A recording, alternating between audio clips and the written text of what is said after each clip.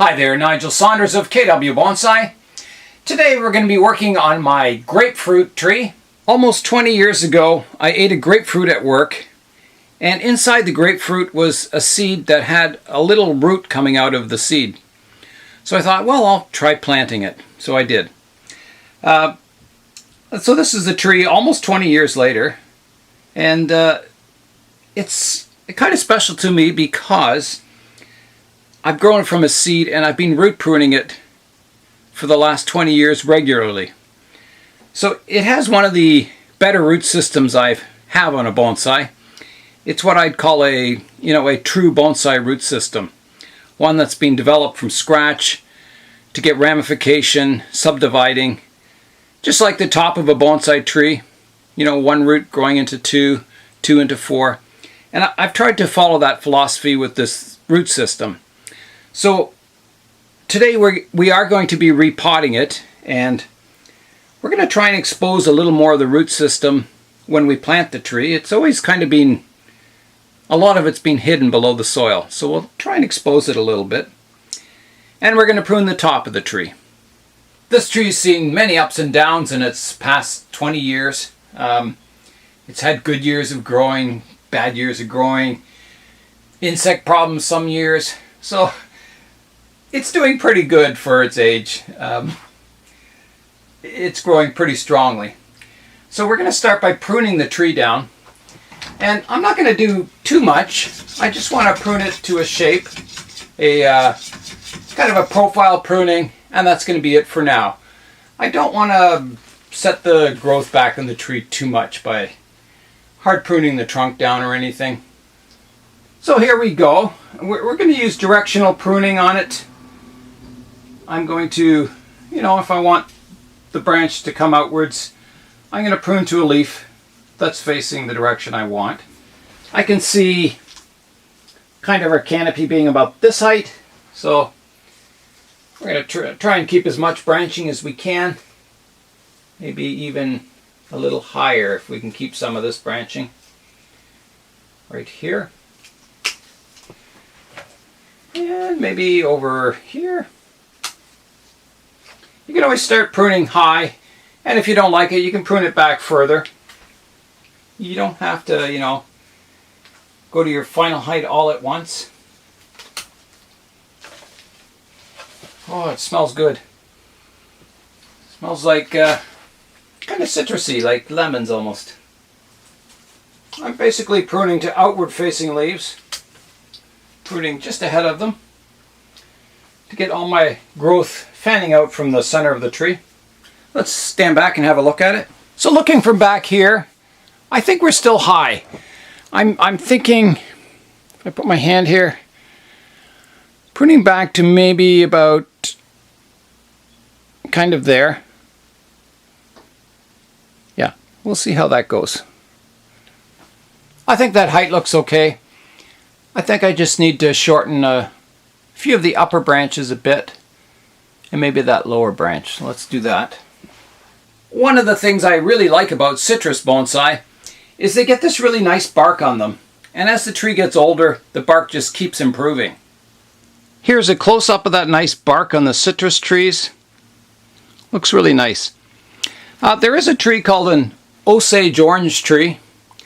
It's actually a member of the mulberry family, and it's native to North America, that has a similar type bark. And it kind of, if I project into the future, I can maybe see what this bark will look like in another 30 years.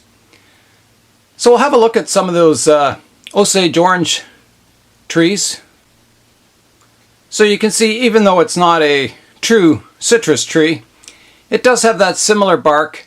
And I think, an old citrus tree will look very similar to that as they get really old and ancient. I am ordering Osage Orange seeds online, and I will be growing some as a bonsai. They're fairly rare in these parts of Ontario. They are out there in the wild, but the chances of me finding one are pretty slim. So I'm going to order seeds, and we'll get an Osage Orange tree growing as a bonsai. So that'll be coming up in the future. Let's head outside now to the potting bench and we'll repot our grapefruit tree. We're outside on the potting bench now. So let's start by getting the tree out of the pot. This tree was repotted 2 years ago, and it's been repotted pretty well every year or every 2 years for the last 20 years. Okay, let's see if we can get the tree out of the pot. There it comes. Lots of roots. Let's get the roots raked out and see what we've got to work with this year. In case you were wondering, I didn't have a wild weekend and go out and get tattoos. These are spray-on tattoos that I got at the Canadian National Exhibition on the weekend. So they're just painted on, and they'll last for, I don't know, 3 weeks or so maybe. I didn't get time to finish the tree yesterday, so it's the next day now. I kept the tree in water overnight to keep the roots wet. So we'll continue today. So I was raking out the surface roots.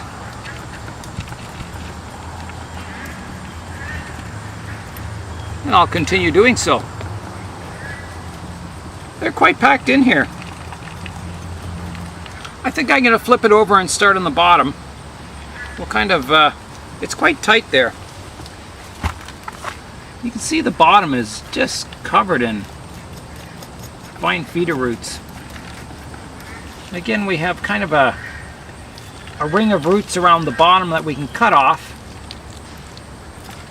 to make our combing easier. So let's do that.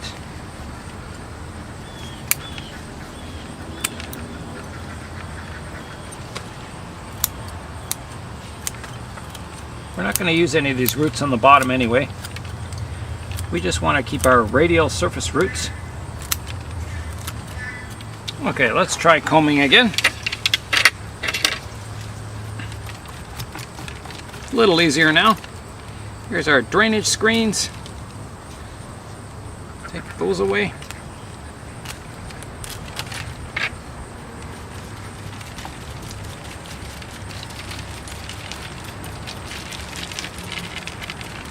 So we're starting from the center and raking outwards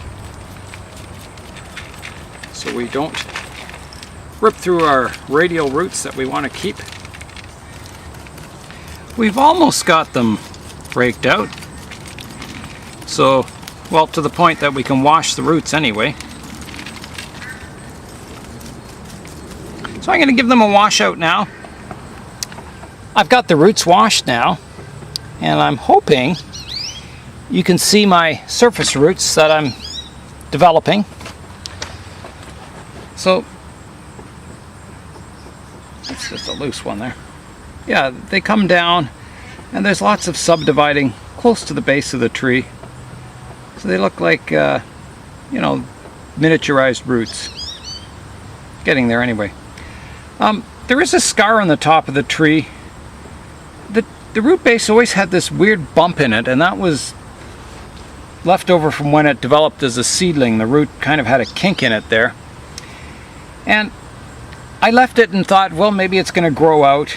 And it just kept looking worse and worse. So I thought, well, if I cut it off, it looks like, you know, maybe there was another trunk growing out here at one time and it died off. So this wound is healing. It's going to take a while to close up completely, but it will someday. So yeah, I felt, rather than have that bump here, I thought the scar would look better, and I think it does. So that's why that scar is there. It just always had this weird bump in the root base. So we've got the roots washed, and we want to start sorting them out now. And they're tough roots on the citrus. They're, you know, they're fairly brittle, but they're wiry. You know, they do snap with some force, but, you know, they're not brittle to the point where you can't do anything with them. You can still comb them and that, and they don't tear. So yeah, we're gonna, start by trying to untangle everything, get it combed out, which it's not too bad right now.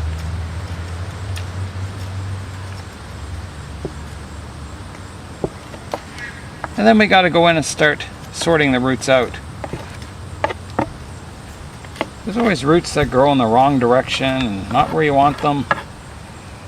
So I think we're going to start on the bottom on this one.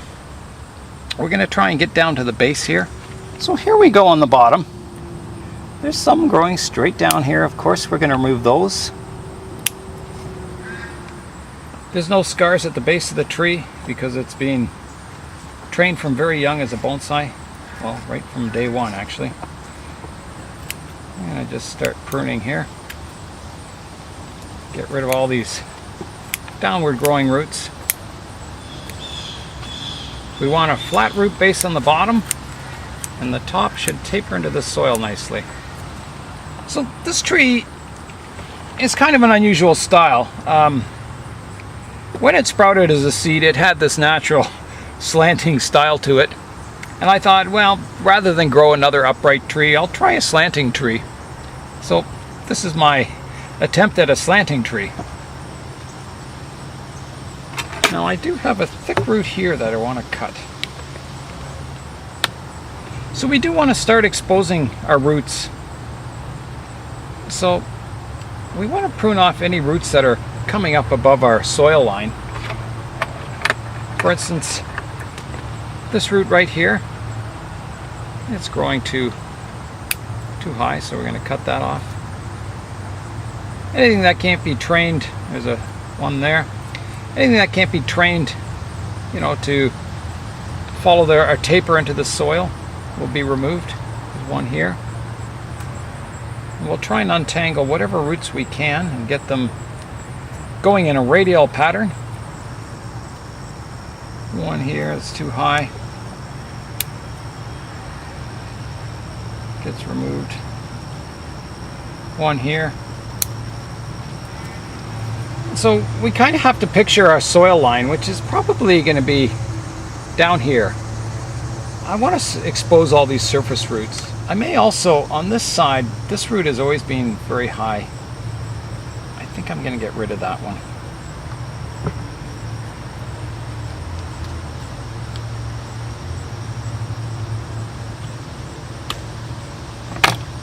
Like that. Clean up some of these roots at the edges here where they're bending downwards. They'll ramify some more.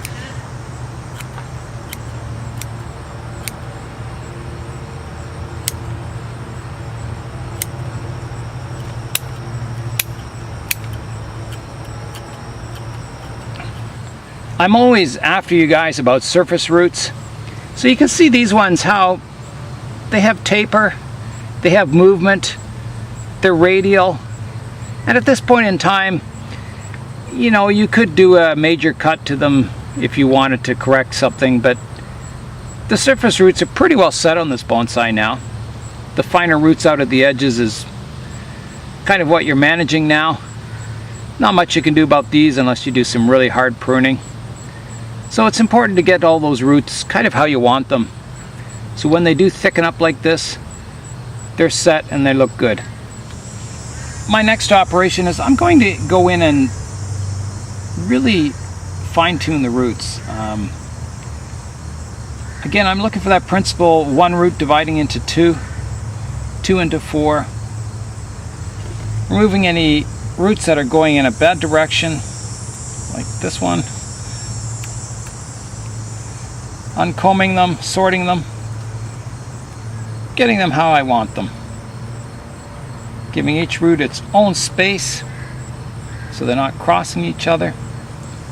Any roots that are sticking upwards we want to get rid of also.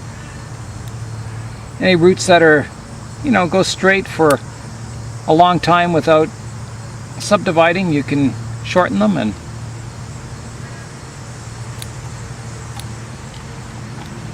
get some more ramification in your roots. As this tree grows, I would call these the primary surface roots. As we expose more and more roots, we'll start exposing our secondary surface roots. So it's still important to get them sorted out, because the tree will get bigger. That's looking pretty good. Let's give them another wash and comb out. I'm going to give them a final comb out.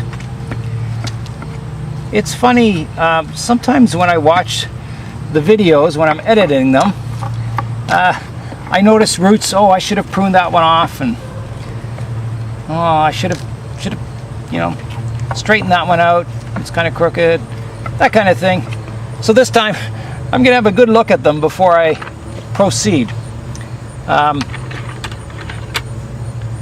One thing I noticed, it's kind of long on this side, so I'm going to trim back some of these roots. They're a little long. We want to grow our root ball evenly. We don't want one section of the root ball getting more powerful than the other sections. So we're trying to keep all our, our major surface roots approximately the same size. We don't want one getting too thick. If it starts getting too thick, one of them, you have to cut back the finer roots on it to take vigor out of the thick ones and encourage the thinner ones to grow longer and stronger. Yeah, so these three surface roots are a little stronger than some of the other ones, so I am going to just take them back a little bit more. So I'll do a final inspection now. The rest aren't too bad. Let's start potting. I've got the pot all cleaned up, and I picked this as the front of the pot. The glaze on the other side goes right over the feet, and this still shows the feet somewhat. It's in a white pot because someday when the grapefruit tree flowers, I hope the white flowers match the white pot. So until it flowers, the white pot is a little bright for it, but it's a future pot. The pot's also quite large for this tree.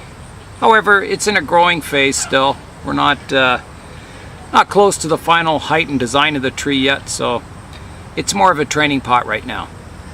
So I'm test fitting the tree in the pot. It looks like it fits really nicely. It's got room for the roots to grow before they hit the edge of the pot.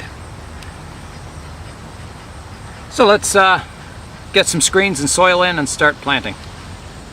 The soil I'm using with the grapefruit tree is my greenhouse mix, which is just 50% turfus and 50% perlite mixed together. No organics. And I find that's working well in the greenhouse, where I'm relying on fertilizer to feed the tree, and this mixture stays really porous in the greenhouse because it's so humid in there. If I had a lot of organic mixture in the soil, it would stay wet for too long. So a tree like this, because it slants, we have to determine a position in the pot, somewhere where it looks balanced, probably over to this side of the pot, to allow the mass of the tree to be more central. If we have it over this side, it'll look more unstable. It'll look kind of like it's hanging off the edge of a cliff or something. So we're going to try it over here for starters, and I'll come back and have a look at it. I'm just going to move it over so it's leaning on the bench there. So I'm looking at the tree back here. I know it's kind of hard to see with that background.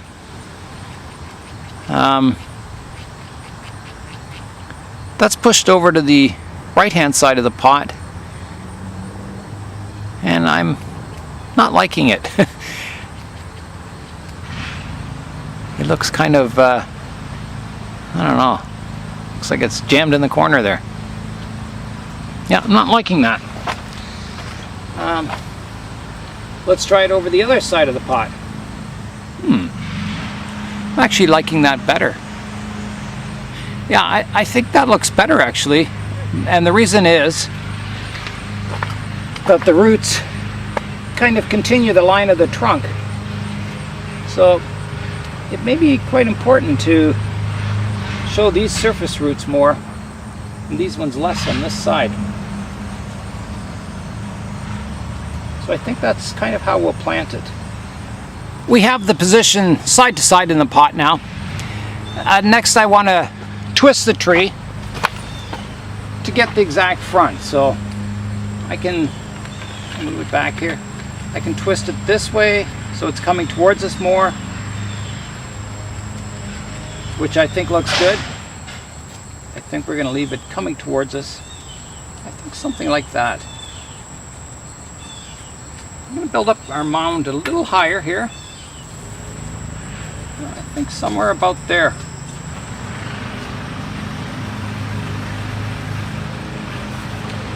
I have the tree quite high in the pot because we do want to expose the roots.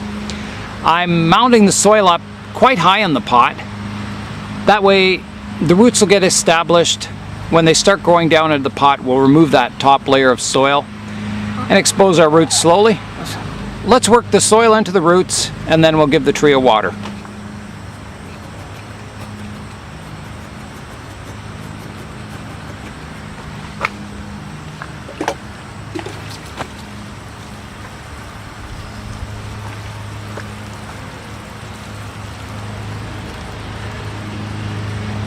I'm going to place a rock on the right-hand side of the tree just to stop it tipping over into the pot until the roots get established. So we'll just put that right there.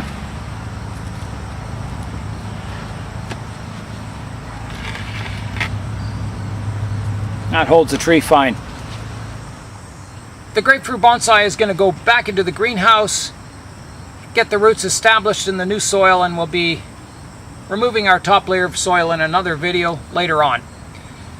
So Nigel Saunders of KW Bonsai, do something green today. Try and carpool to work. Try and fill your car up with people. Thanks for watching, and we'll see you on the next video.